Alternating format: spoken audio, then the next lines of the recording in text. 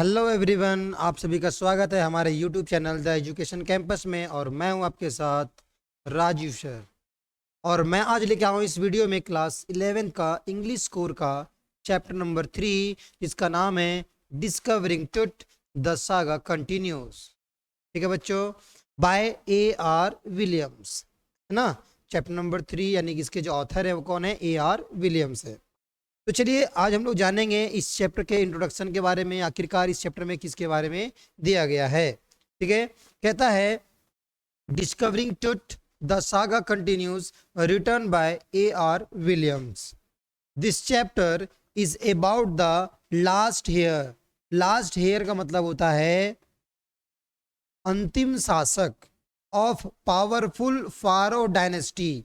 ये जो अंतिम शासक हैं वो कौन से डायनेस्टी के हैं? फारोह डायनेस्टी के हैं। फारोह डायनेस्टी, ध्यान रखिएगा, एक के क्वेश्चन यहाँ से बनेगा। पहला प्रश्न तो आपका यही बन गया कि इस चैप्टर के ऑथर कौन है? A.R. विलियम्स। उसके बाद पूछा जाएगा यहाँ पे इस चैप्टर में जो है किस डायनेस्टी की बात किया जा रहा है? फारोह डायनेस्टी की बात की जा रही है।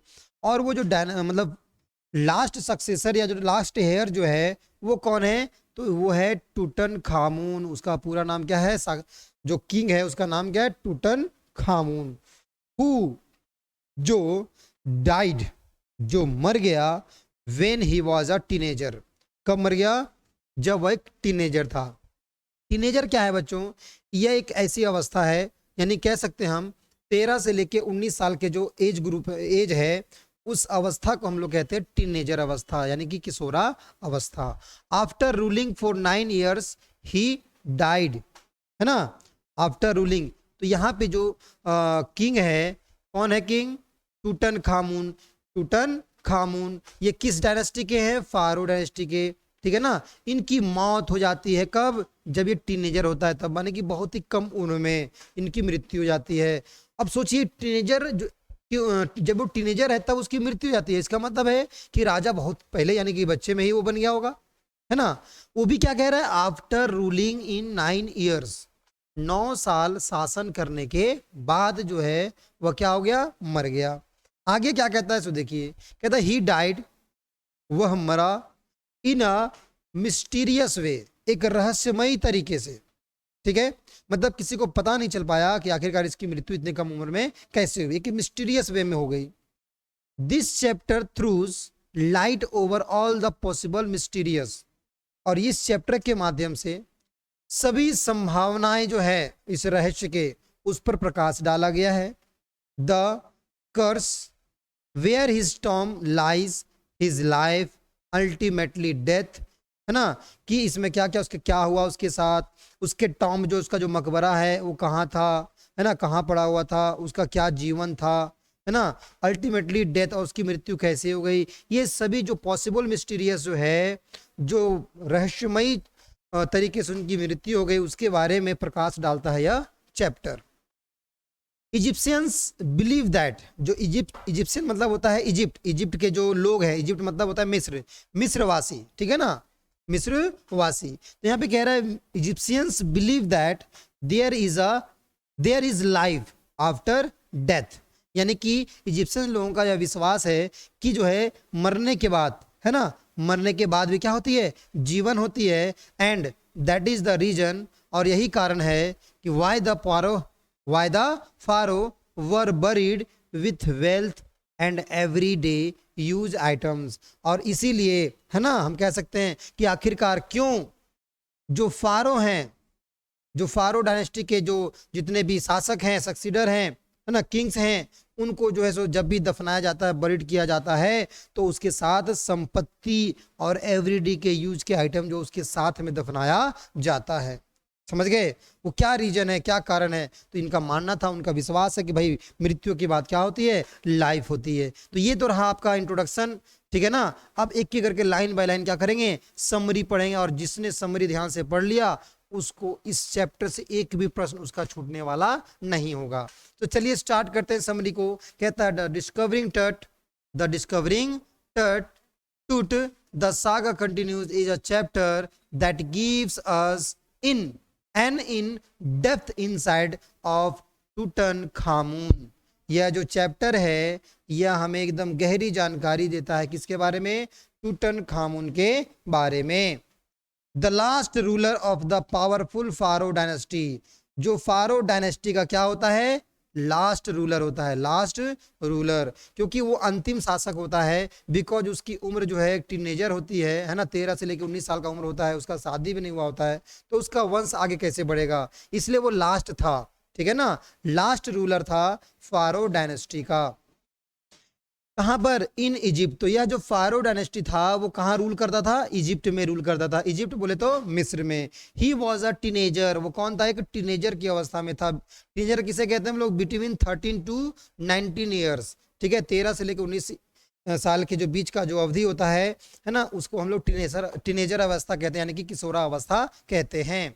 When he died, when he died, जब वह मरे, एंड हिज डेथ, है ना, वाज मिस्ट्री, जब वह मरे और उसका जो मृत्यु है वो क्या रहा, एक मिस्ट्री था, यानी कि एक रहस्य था। सम स्पेकुलेटेड, कुछ लोगों ने अनुमान लगाया, दैट की ही वॉज मर्डर्ड, कि उसका मर्डर किया गया है ना, उसका कत्ल किया गया है। कुछ लोगों ने क्या किया, अनुमान लगाया। ही रूल्ड, ही रूल्ड, उसने शासन किया, इन इजिप्ट, कहां पर, इजिप्ट में, and its empire for century.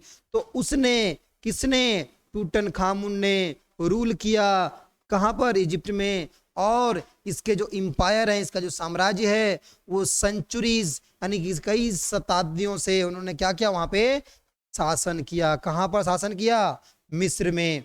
आगे चलते हैं, क्या कहता है, देखिए, कहता है इन 1922, इन 1922 हिज टॉम्ब, टॉम्ब मतलब होता है मकबरा, टॉम्ब मतलब क्या होता है बच्चे, मकबरा। आप देखिए यहाँ पे एक मकबरा का सीन दिखा रहा हूँ, देखिए ये है मकबरा, ठीक है, इसे क्या कहते हैं हम लोग, मकबरा। जैसे हम लोग कोई डेथ करता है तो उसको इस तरह से दफना देते हैं ना, तो जो इजिप्शियंस किंग होते थे वे लोग जो है सो अपने जो राजाओं थे वो एक तरह देखा जाए इसको क्या कहते हैं हम लोग, पिरामिड कहते हैं, है ना, इसी के अंदर जो है शासक को दफनाया जाता था। कहाँ पर, तो जितने भी पिरामिड मिलेंगे आपको मिस्र में, वो पिरामिड कोई ऐसे ही डिजाइन नहीं है, बल्कि वो एक प्रकार का जो राजा महाराजा पहले हुआ करते थे, जो शासक हुआ करते थे, उनका ये कब्र होता था। ठीक है, आगे बढ़ेंगे, देखिए क्या कहता है कि in 1922 his tomb was discovered by Howard Carter. देखिए उसका जो टॉम्ब है, जो बहुत साल पहले मर चुके हैं, उनके टॉम्ब को कब खोजा गया, 1922 में खोजा गया। किसके द्वारा खोजा गया, हावर्ड कार्टर के द्वारा खोजा गया। हावर्ड कार्टर कौन है, ब्रिटिश आर्कियोलॉजिस्ट, कौन है, एक ब्रिटिश आर्कियोलॉजिस्ट है। आर्कियोलॉजिस्ट किसे कहते हैं बच्चों, पुरातत्ववेता, जो पुरानी सामग्रियों को जमीन से खोज कर निकालते हैं और उसके इतिहास के बारे में जानकारी प्राप्त करते हैं। ठीक है ना, तो कौन था, हावर्ड कार्टर एक आर्कियोलॉजिस्ट था, और कहाँ का था, तो वो एक ब्रिटिश था। ठीक है, आगे कहता है किंग टूट was taken from his resting place. King जो है, जिसको हम प्यार से टूटनखामुन को लोग जो है प्यार से शॉर्टकट में क्या कहते हैं, टूट कहा जाता है। तो टूट जो है, किंग टूट को टेकन, है ना, वाज टेकन फ्रॉम, यानी लाया जाता है कहां से, हिज रेस्टिंग प्लेस, जहां पर उसको दफनाया गया है उसे क्या कहा जा रहा है यहाँ पर, रेस्टिंग प्लेस, वहां से लाया गया। In the ancient Egyptian symmetry, symmetry मतलब होता है कब्रिस्तान, वह स्थान जहां पर उन लोगों को दफनाया जाता था। और उनके कब्रिस्तान को, जो एंशिएंट इजिप्शियन सिमेट्री है, उनको क्या कहा जाता था, known as the valley of the king. ध्यान रखिएगा, इससे क्वेश्चन बनेगा। कहता है द एंशिएंट इजिप्शियन सिमेट्री, है ना, सिमेट्री इज कॉल्ड या is known as the valley of the kings, यानी कि राजाओं की क्या है, घाटी, है ना, जहां पे सभी राजाओं महाराजाओं को दफनाया जाता था। तो बहुत सारे प्रश्न आ गया यहाँ पर से, ये देखिए सवाल पूछ लेगा कि टूट की जो टॉम्ब है उसको कब खोजा गया, 1922 में खोजा गया। किसके द्वारा खोजा गया, हावर्ड कार्टर के द्वारा खोजा गया। हु वाज हावर्ड कार्टर, तो एक आर्कियोलॉजिस्ट था, है ना, Howard Carter is belongs to British, है ना, तो कहाँ से संबंध रखता था, ब्रिटिश से रखता था। अब ध्यान रखिएगा, कहेगा what is the ancient Egyptian cemetery is known as the valley of the king. तो हर लाइन से क्वेश्चन बनेगा, हर लाइन से क्या बनेगा, क्वेश्चन बनेगा। ध्यान से एकदम लाइन बाय लाइन अच्छे से सुनते जाना बच्चों। अगर ये आप समरी अच्छे से सुन लिए ना तो इससे एक भी प्रश्न नहीं छूटेगा, एक गारंटी है। आगे चलिए, आगे क्या कहता है, देखिए कहता है आफ्टर 80 ईयर्स, है ना, आफ्टर 80 ईयर्स, मतलब कि खोजने के 1922 के बाद, है ना, ध्यान से समझिएगा। After 80 years he was taken from his resting place, ध्यान समझिएगा, मतलब खोजा गया 1922 में, और 1922 से लेकर के आगे कितने साल, 1900 मतलब लगभग 80 वर्षों के बाद उसको जो है सो निकाला गया, कहां से, उसके रेस्टिंग प्लेस से, जहां उनको दफनाया गया।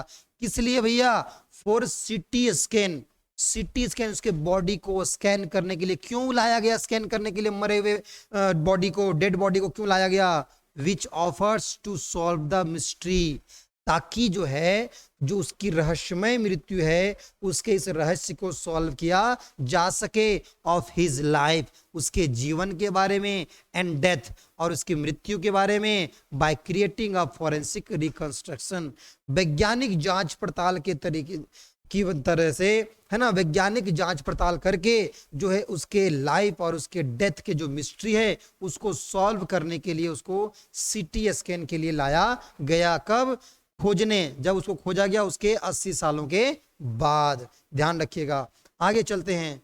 टुट्स फादर, ध्यान समझिएगा, अब यहाँ पे उनके कुछ खानदान के बारे में बताया जा रहा है। टुट्स फादर और ग्रैंडफादर, या तो टुट्स के वो कौन होंगे, फादर होंगे, या फिर कौन होंगे, उसके ग्रैंडफादर होंगे। नाम क्या है, अमेनहोटेप, ध्यान रखिएगा, अमेनहोटेप तृतीय, अमेनहोटेप तृतीय कौन है, टूट के फादर या फिर ग्रैंडफादर है। क्या कहता है, was a very powerful pharaoh who ruled over a period of 40 years. अब देखिए, टूट के जो फादर हो सकते हैं या फिर ग्रैंडफादर हो सकते हैं ना, जिसका नाम क्या है, एमनहोटेप, है ना, एमनहोटेप तृतीय, जो एक बहुत ही पावरफुल फारो थे, एक बहुत ज्यादा शक्तिशाली शासक थे। हु रूल्ड, जिन्होंने शासन किया, ओवर अ पीरियड, है ना, ऑफ 40 ईयर्स, लगभग 40 साल तक, है ना, क्या किया उसने, शासन किया। अब 40 साल को हम कभी कभी यहाँ पे लिखा सकता है 4 डिकेट्स, डिकेट्स मतलब होता है दशक, डिकेट्स मतलब क्या होता है, दशक, 10 वर्ष। तो कितने, एक यहाँ कितने डिकेट्स की बात कर रहा है, 4 डिकेट्स, तो एक डिकेट्स मतलब हो गया 10 वर्ष, और 4 मतलब हो गया 4 into 4, मतलब 4 into 10 क्या हो गया, 40 ईयर्स। तो ध्यान रहे, एमनहोटेप जो है इजिप्ट में वो कितने सालों तक शासन करता है, 40 ईयर्स तक शासन करता है। अगर 40 ईयर्स ना आए तो 4 डिकेट्स लिखा हुआ आएगा, ध्यान रखिएगा। And after that his son, किसके सन, अमेनहोटेप के, एमनहोटेप तृतीय के सन, यानी उसके बेटे, उसका नाम क्या होता है, अमेनहोटेप फोर्थ, चतुर्थ, ठीक है, ध्यान रखिएगा। अमेनहोटेप चतुर्थ जो है वो सक्सीडेड करते हैं, उत्तराधिकारी बनते हैं, हिम यानी उसका राजा बनते हैं, कहाँ के, इजिप्ट के। And began the strange period in the history of Egypt, और मतलब कहते हैं ना, इजिप्ट के इतिहास में एक बहुत ही स्ट्रेंजेस्ट काल होता है, ये बहुत ही अजीब सा काल का शुरुआत होता है।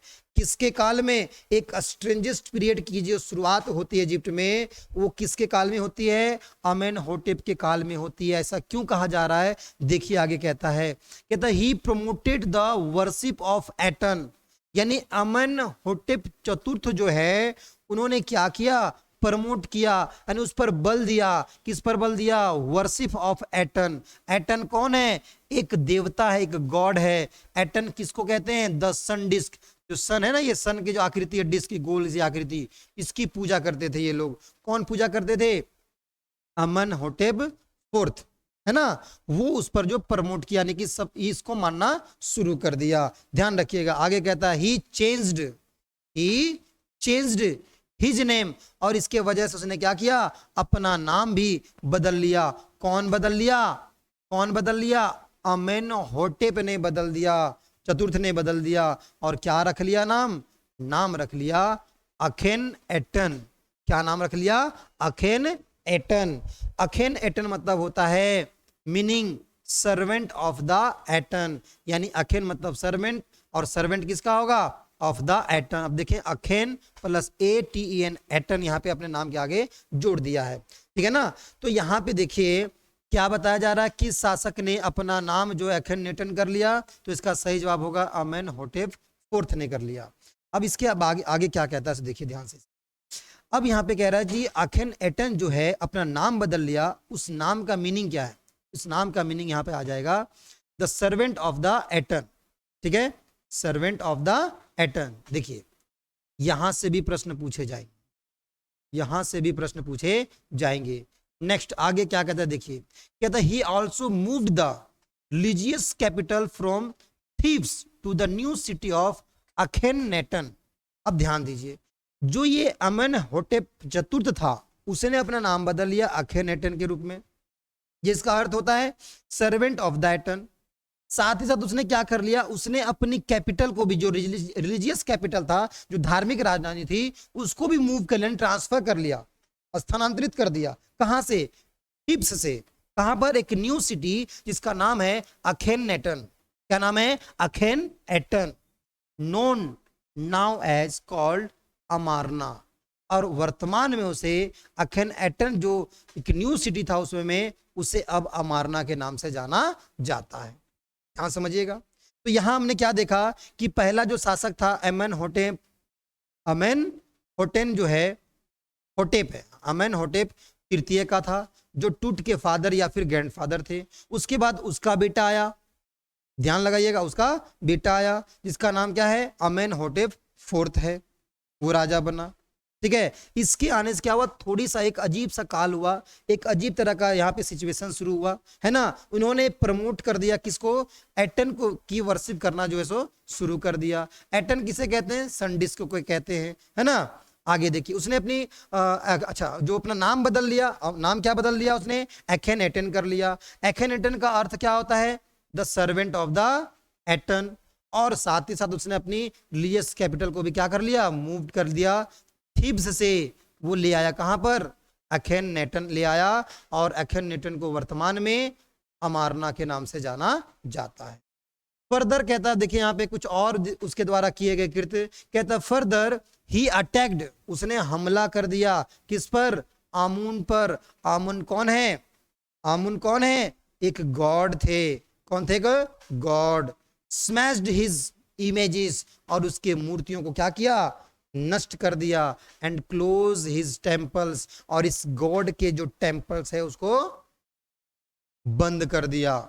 आफ्टर, अब इसके बाद कहा जाता है आफ्टर अखेनएटन्स डेथ, और इस तरह से जब वो बंद कर देते हैं तो उसके बाद उनका भी जो मृत्यु है एक मिस्टीरियस वे में अचानक क्या हो जाती है, मृत्यु हो जाती है। और लोगों का मानना है कि इस शासक ने, अखेनएटन ने, जो आमुन गॉड के साथ जो नाइंसाफी किया, उसके मूर्तियों को, जो उसके इमेजेस को जो उसने तोड़ दिया, टेम्पल्स को जो बंद कर दिया, उसी का प्रकोप के वजह से वो क्या हो गए, मारे गए। उसके बाद कहता है अनदर मिस्टीरियस रूलर, जिसका नाम क्या होता है, समेनक, है ना, समेनक खकरे, समेन खकरे।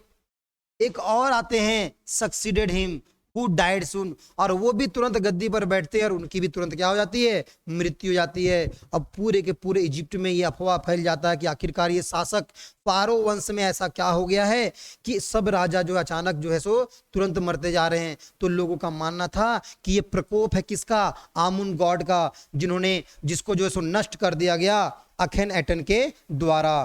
ध्यान समझ में आ रहा है ना। उसके बाद जो है, उसके बाद after that next successor, after that next successor कौन बनते हैं, टूटनखामुन बनते हैं। उसके बाद कौन बनते हैं, टूटनखामुन बनते हैं, आल्सो नोन एज टूट, और हम उसको टूट के नाम से भी जानते हैं। कहता है आगे सेट ऑन द थ्रोन, और वह जो है राजगद्दी पर बैठता है, एंड रूल्ड फॉर 9 years, और 9 साल वो शासन करते हैं। He worshipped God Amun in the old ways, और चूंकि ये पूरे अफवाह फैली हुई थी तो किंग टुट जो है उसको भी लगा कि शायद ये आमुन गॉड का ही प्रकोप है, इसीलिए उसने क्या किया, सन डिस्क यानी कि एटन की पूजा ना करके जो ओल्ड वे था गॉड को वर्शिप करने का, वो उनको आमुन को ही जो है सो वर्शिप करना शुरू कर दिए, ताकि जो प्रकोप है वो टल जाए और उसका जो है सो जो उसका फारो वंश जो है एक एक करके बर्बाद होता जा रहा था, सब सारे के सारे रूलर, वो कम से कम इसकी मृत्यु ना हो। बट हाउ एवर फिर भी जो है ही डाइड मिस्टीरियसली, और फिर वो रहस्यमयी तरीके से क्या हो गया, मृत्यु हो गई। लेकिन सारी प्रजा ने सोचने लगा कि आखिरकार हमारे शासक की मृत्यु क्यों हुई, ये तो गॉड आमुन का तो ये प्रकोप नहीं है, क्योंकि ये तो उसकी प्रकोप कर रहे हैं। इसके पहले जो भी शासक मारे जा रहे थे ये मानते हैं गॉड आमुन की क्या है, उसके प्रकोप है, ठीक है। बट इसकी मृत्यु कैसे हुई, ये इसको जानकर यह जो है मृत्यु उनकी जो है कि मिस्टीरियस ही रह गया, एक मिस्ट्री ही रह गया, ठीक है। तो चलिए मृत्यु तो हो गई, लेकिन उसके बाद क्या होता है देखिए, कहता है when Tut's mummified body, mummified body मतलब होता है ताबूत में बंद करके रखा हुआ बॉडी को क्या कहते हैं, ममीफाइड बॉडी, ठीक है। Was discovered he was laid with lots of gold. देखिए जब टुटकी बॉडी को, जब टुटकी ममीफाइड बॉडी को डिस्कवर्ड किया गया, खोजा गया, तो क्या देखा गया कि ही वॉज लैड, वह लदा हुआ था किससे, विथ लॉट्स ऑफ गोल्ड, बहुत सारे सोने से लदा हुआ था, वेल्थ संपत्ति से, and everyday items, and everyday items like a bronze razor यानी कांसे का उसरा, और बोर्ड गेम्स यानी शतरंज, क्लोथ्स कपड़े, एंड कीज है ना यानी कि पेटियां, कीज ऑफ है ना, cases of food and wine यानी कि भोजन और शराब की जो पेटियां है ना, ये सभी चीज जो है सो वहां पर उस पर लदा हुआ था, यानी कि ममीफाइड बॉडी के आसपास सब क्या हुआ था, रखा हुआ था। क्यों रखा हुआ था, मैंने पहले बताया था कि वहां पर एक जो है परंपरा थी, है ना, वहां पे क्या थी, एक परंपरा थी कि सास मरने के बाद भी क्या है, लाइफ होता है, और लाइफ होता है तो उसको जो अपने जीवन काल में जिस चीजों को वो इस्तेमाल करता था वैसा ही जीवन वो मृत्यु के बाद भी जिएगा, इसलिए उसके लिए उन सभी सामानों को उसके कब्र के पास रख दिया जाता है ताकि उसको दिक्कत कभी ना हो। कार्टर कहते हैं, Carter discovered him after searching for many years, और कार्टर जो है उसको खोज निकालते हैं काफी सालों तक, काफी वर्षों की खोज के बाद, after researching on the treasure, है ना, after researching on the treasures, यानी ट्रेजर्स मतलब होता है भैया खजाना, ठीक है, खजाने के खोजने के बाद ही decided to investigate his 3 nested coffins, यानी उसने सोचा कि चलो भाई इन्वेस्टिगेट करेंगे इसके क्या 3 नेस्टेड कॉफिन्स, कॉफिन्स मतलब होता है ताबूत, क्या होता है, ताबूत। जैसे ये एक प्रकार का ताबूत है, इसके अंदर बॉडी है, तो इस ताबूत के अंदर भी एक और ताबूत है, इस ताबूत के अंदर भी और एक ताबूत है, और यहाँ पे बॉडी को दफनाया गया है, समझ गए। तो इसे कहते हैं कॉफिन्स, ताबूत को। नेस्टेड मतलब कह रहा है एक दूसरे के अंदर, कितने हैं, 3 हैं। अब उसकी खोज करने की शुरुआत करते हैं, कौन, कार्टर, हावर्ड कार्टर। कहता his Tom was rock cut, उनका जो टॉम है, जो मकबरा था, वो बड़े से चट्टान को काट कर, कहता 26 फीट अंडरग्राउंड, 26 फीट नीचे जाकर सीढ़ियों बना करके, विच हैड वॉल पेंटिंग, और उसके सीढ़ियों जब नीचे जा रहे थे तो दीवालों पर जो है सो वॉल पेंटिंग बनी हुई थी।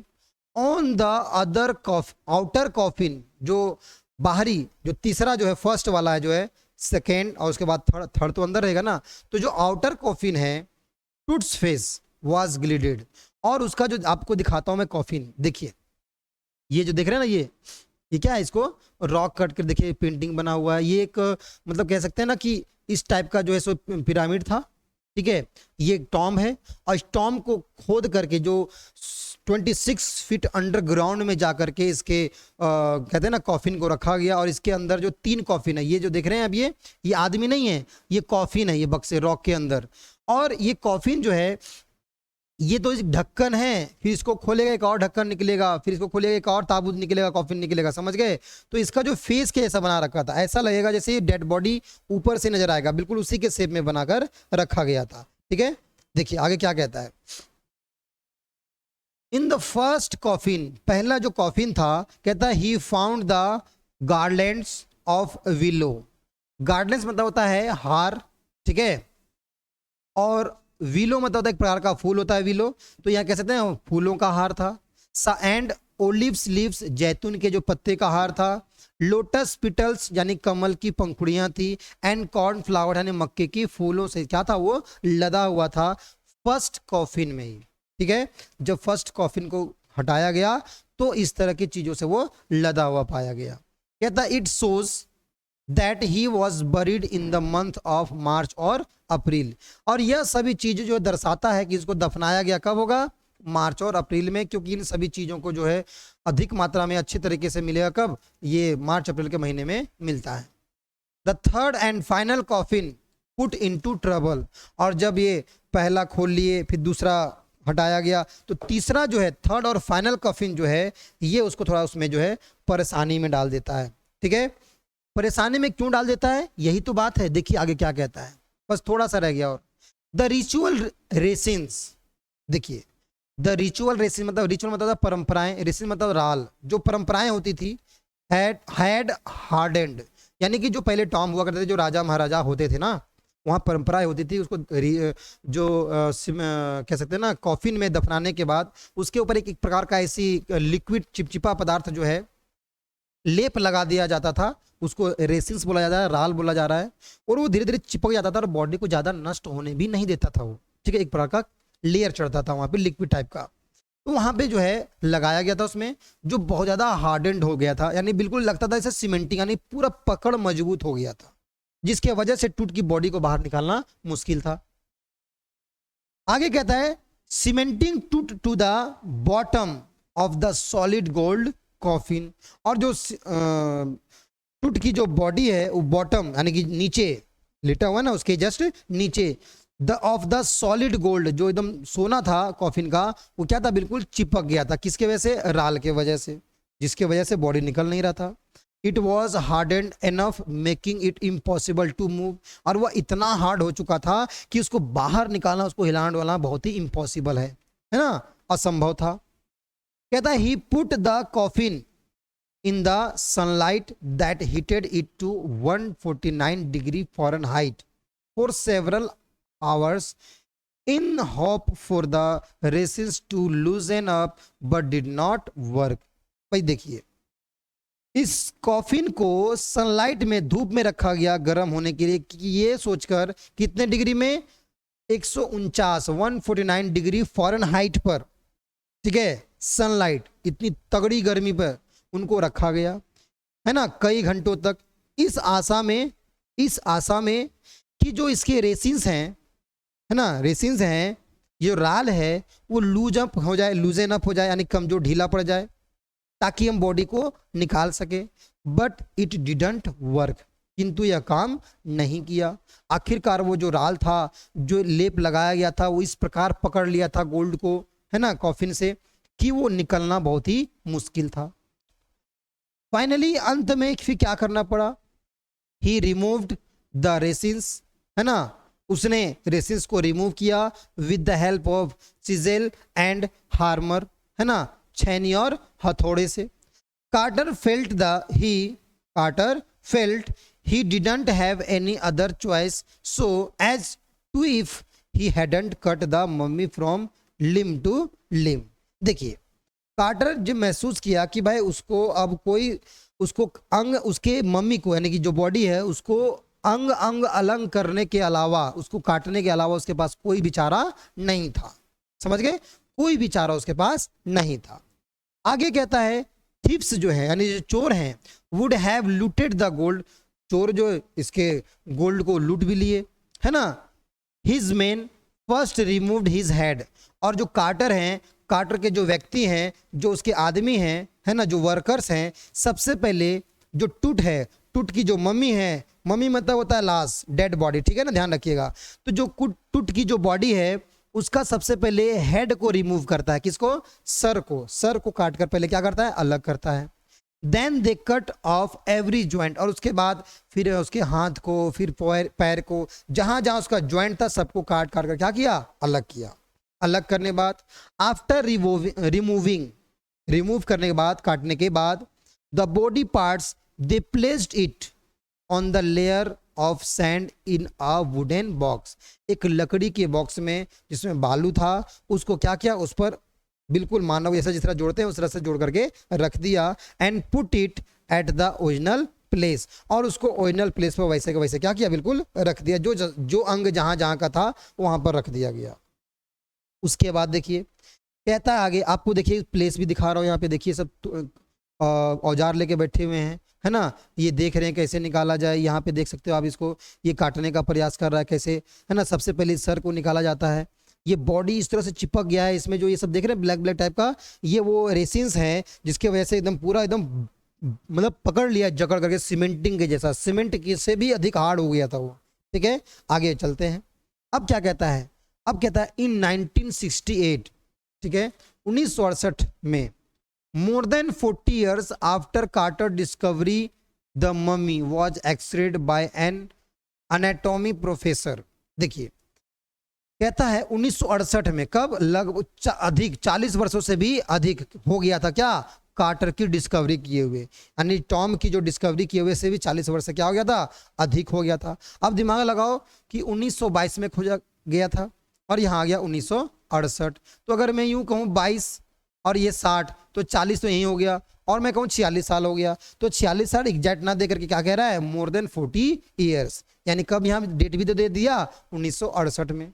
कहता है कि 40 से भी अधिक वर्षों के बाद, किसके, कार्टर के डिस्कवरी के बाद जो है 1968 में जो किंग टूट की जो मम्मी है ना, उसकी जो बॉडी है उसको एक्सरे किया गया, किसके द्वारा, एनाटॉमी प्रोफेसर के द्वारा। क्या करने के लिए, रिवील्स फ्यू फैक्ट, कुछ ना कुछ सच्चाई को प्रकट करने के लिए, है ना। और जब उसने एक्सरे किया तो कुछ फैक्ट को उसने प्रकट किया, क्या, कि हिज ब्रेस्ट बोन, है ना, and front ribs were missing. ठीक है, जो ब्रेस्ट बोन है, जो छाती का जो हड्डी है, और फ्रंट रिब्स जो पसली है वो क्या है, मिसिंग है। लेकिन इस पर उतना ध्यान नहीं दिया गया, क्योंकि लोगों, फिर उन लोगों का कहना था कि हो सकता है भाई हमें जब इसको काट रहे थे, रिमूव कर रहे थे, तो हो सकता है उसमें कुछ बोन जो है हड्डी वगैरह वो मिसिंग हो गया हो, है ना, तो उस पर उतना फोकस नहीं किया गया। लेकिन बाद में कहता है लेटर ऑन 5 जनवरी 2009, ठीक है 2009, टूट was taken for CT scan. CT scan का मतलब होता है बच्चे कंप्यूटेड टोमोग्राफी। यहां से भी प्रश्न पूछ सकता है, ध्यान रखिएगा, यहां से भी प्रश्न पूछ सकता है। ठीक है, तो सिटी स्कैन करने के लिए कब लाया गया, 5 जनवरी 2009 को लाया गया। ध्यान रखिएगा इस बात को, कब लाया गया बच्चे, 5 जनवरी 2009 को। तो यहाँ पे सिटी स्कैन के समझ का फुल फॉर्म समझ में आ गया, क्योंकि इसके फुल फॉर्म के बारे में भी पूछा जाता है। ठीक है, आगे बढ़ते हैं, क्या कहता है देखिए, आगे कहता है which takes hundreds of x-ray. अब सिटी स्कैन के लाया, और कितना, जो सिटी स्कैन में जो कहते हैं ना जो इमेज निकलता है वो लगभग 100 से भी अधिक जो है x-rays and creates a 3 dimensional image, है ना। इसमें ऊपर मतलब हाइट भी हो, लेंथ भी हो, विड्थ भी हो, ठीक है, तो उसको जो है सो कहते हैं मतलब इमेज बनाया गया। The night of the scan, the night of the scan, ये ध्यान रखिएगा इस बात को, the night of the scan. यहाँ पे एक डेट में जो है ना, आई होप कि थोड़ा सा इशू है, यहाँ पे 2009 नहीं होना चाहिए, बल्कि क्या होगा 2005 होगा, 2005 होगा, 5 जनवरी 2005, है ना, लगभग 80 साल के बाद। देखिए ध्यान से समझिएगा, हावर्ड कार्टर के खोजने के 40 वर्षों के बाद उसका एक्सरे होता है 1968 में, और हावर्ड कार्टर के जो किंग टूट की डिस्कवरी खोजने के 80 वर्षों के बाद है ना, 5 जनवरी 2005 को, 80 साल लगभग हो जाता है। उधर 22 है, इधर 2005 है, तो उधर 2 छोड़ दो, इधर 5 छोड़ दो, तो 80 साल ऐसे ही हो गया, है ना। तो 80 साल के बाद जो है वो सिटी स्कैन करने के लिए ले जाता है और उससे सैकड़ों जो है सो एक्सरेज और क्रिएट्स किया जाता है, 3 डायमेंशनल इमेज को क्रिएट किया जाता है। The night of the scan, the या स्कैन कह दो या स्कैनर कह लो, जो भी कह लो, the workman carried his body from the tomb in a box. तो उसी रात को जो है वर्कमैन, जो काम करने वाले लोग हैं, वो कैरिड होकर के लाते हैं हिज बॉडी, टूट के जो बॉडी को, फ्रॉम द टॉम मकबरे से, कहाँ, इन किसमें, इन अ बॉक्स, एक बक्से में भर करके लाते हैं। दे क्लाइम्ड रैंप, और जो सिटी स्कैन का जो रैंप है जो अंदर जाता है मशीन के अंदर, उस पर चढ़ाते हैं। And stair and lifted it, और उसको अंदर क्या करते हैं, लिफ्ट कर देते हैं, it on a hydraulic trailer that held the scanner, और स्कैनर में जो उसको ले जाता है hydraulic. The scanner stopped working. अब देखिए बड़ा ही अजीब हुआ घटना, स्कैनर वहां पे काम करना बंद कर दिया, विच पाउज टू द प्रोसीजर, जिसके वजह से जो प्रोसीजर था स्कैनिंग का वो रुक गया। But after using a pair of spare fans, है ना, एक पेयर स्पेयर फैन, पंखे चलाने के बाद कोई मिसिंग, मतलब कोई इशू आ गया था, टेक्निकल फॉल्ट आ गया था, एक स्पेयर फैन चलाने के बाद the scan was finally done. ठीक है, तो स्कैन जो है वो फिर पूरी तरह से क्या हो गया, अंततः कंप्लीट हो गया।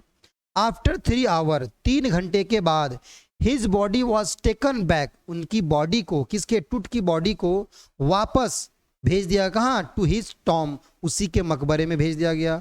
Where his body is resting in peace, जहां उसकी बॉडी शांतिपूर्वक आराम कर रही थी। ठीक है, ध्यान रखिएगा। सिटी स्कैनर से brought here to prove, CT scanner में एक जो है लाया गया, एक संभावना लाया गया, the lingering medical mysterious of this little understood, है ना, एक संभावना व्यक्त किया गया, है ना, चिकित्सक चिरकालिक रहस्य, लिंगरिंग मतलब हो गया क्या, चिरकालिक चिकित्सीय रहस्य को उजागर किया गया, छोटा सा समझकर। यंग रूलर, है ना, ये समझ में आया, है ना, इस सिटी स्कैन से ये समझ में आया कि यंग रूलर जो है हु डाइड, जो मरा, वो मरा है कब, मोर देन 3300 ईयर्स अगो। तो इस स्कैनर से ये पता चल सका कि इसकी मृत्यु जो है कितने साल पहले हुए, 3300 ईयर से भी अधिक पहले हो चुका है। किसका, यंग रूलर, जिसका नाम है किंग टूट। क्लियर। तो इस तरह से यहां पे देखें तो आपका टोटली स्टोरी जो है वो क्या हो गया, कवर्ड हो गया। अब यहां पे देखिए ध्यान से, अगर आपको ये स्टोरी अच्छे से सुन लिए, समझ लिए, तो बहुत अच्छी बात है, क्योंकि अब जो है हम इसका एमसीक्यू क्वेश्चन लाने वाले हैं, और बहुत ही जल्द, यानी कि हम कल जो है ना, जो मेरा नेक्स्ट वीडियो होगा मेरा, उसमें इस चैप्टर का एमसीक्यू क्वेश्चन होगा। तो ध्यान रहे, एमसीक्यू क्वेश्चन आप तभी कर पाएंगे जब आप ये इस स्टोरी को अच्छे से क्या करेंगे, सुन लेंगे, समझ लेंगे, पढ़ लेंगे, और महत्वपूर्ण बातों को अपने कॉपी में नोट कर लेंगे। ठीक है, तो नेक्स्ट वीडियो में मैं लेके आऊंगा इसका जो है एमसीक्यू क्वेश्चन, और एमसीक्यू क्वेश्चन जब आप देखेंगे ना, तो मुझे लगता है ऑप्शन पढ़ने की जरूरत ही नहीं होगा, क्वेश्चन पढ़ते ही आप उसका क्या करेंगे, आंसर दे देंगे। ठीक है बच्चों, तो मिलेंगे नेक्स्ट वीडियो में एमसीक्यू क्वेश्चन के साथ, तब तक आप इस चैप्टर को मन लगाकर पढ़ते रहिए।